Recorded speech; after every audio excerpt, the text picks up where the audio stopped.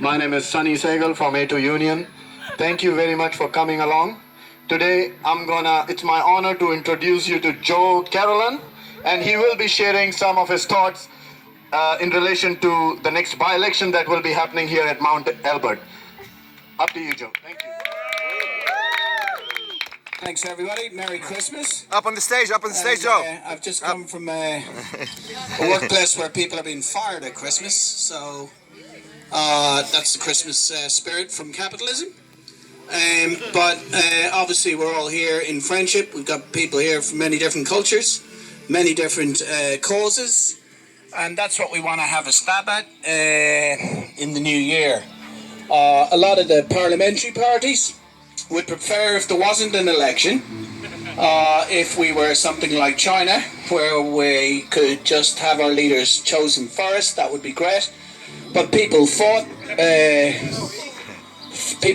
wars and revolutions. Next year is the 100th anniversary of the Russian Revolution, which helped end World War I, where many Kiwis died. But that's what people fought for the right to have a choice.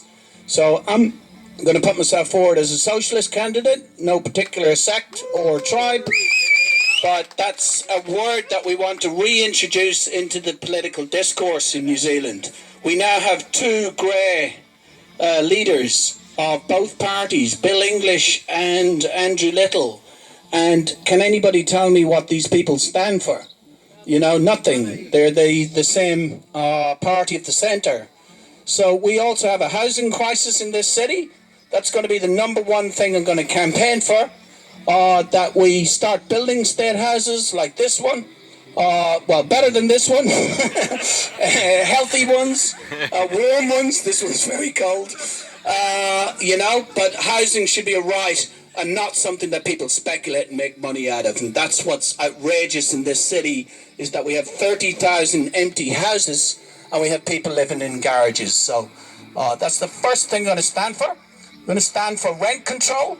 I'm going to stand to stop the evictions from state houses. Nick Merrington's here from the Tamaki Housing Group, which is a community group that's been fighting this alone, without the support of major unions or political parties. But that's what we need to do. We need to get behind communities, get behind tenants, fighting back against evictions. And everybody here should bring another 5 people on January the 18th to Nikki's house to stop the eviction, okay? 70. Okay, 70. The second big thing is I'm a local trade unionist here. Mount Albert had the world's first Starbucks strike down at St. Luke's. We had one of the world's first KFC strikes at Balmoral, just at the county line.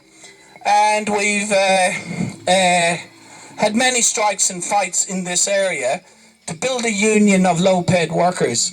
And that's the second crisis that we've got after the housing crisis, is the low-pay crisis in Auckland. I'm going to stand to make the minimum wage a living wage, and I think that should be $20 an hour. And I'm also sick of workers working at night time or working at the weekends, sacrificing their free time or family time, like my friends Tina and Gina from Sky City. And I think that workers who work on night shifts or work at the weekend should get time and a half. They should be paid $30 an hour, just like these multinationals pay workers in Australia, right? That's the second big thing we want to fight for. A living wage is the minimum wage, and actually take our weekends back and take our nights back. If you want to take our social time, pay for it. The last big platforms, there's lots of platforms, and I stand to legalise every single thing you can think of, but we'll get around to that later. But the last big planks that I'll just finish up on here are the right to have services provided free, but of course they're not free. It comes from general taxation. I think it's crazy that a human need like water is commodified in this country. Water should be free. It shouldn't be something that you have to pay for. And we should renationalise it properly under community control, make sure that no one has to pay for water ever again. We should take back all the things that they privatised off us in the 80s without compensation for anybody who speculated against the public good of this country. So renationalise all the stuff.